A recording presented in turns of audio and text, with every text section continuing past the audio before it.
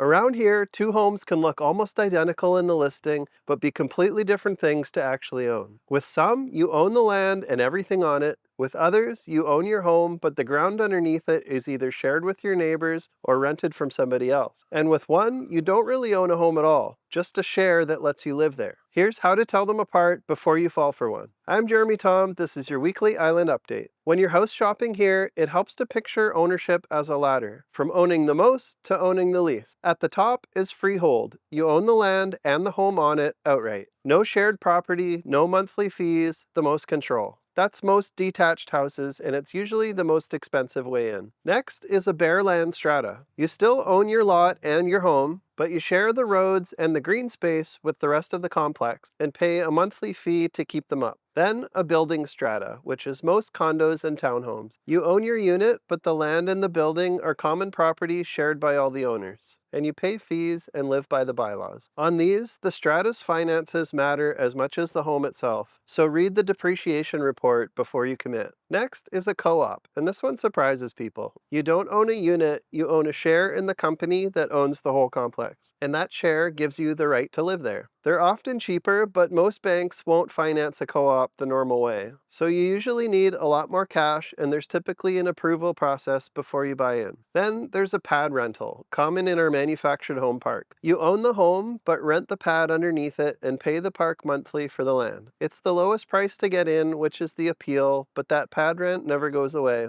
You don't own the land, and financing works different than a regular mortgage. One more thing, a lot of our communities are age restricted, usually 55 plus. It's a big part of the market here given how many people retire to the area, so it's worth checking a building's age rule before you get attached to it. So when a listing here looks like a steal, it's often because it sits further down this ladder. None of them are bad, they just suit different budgets and different stages of life. It's important to know exactly which one you're looking at. I'm Jeremy Tom, your local island realtor with Royal LePage Island Living. Vancouver Island, we're living the dream.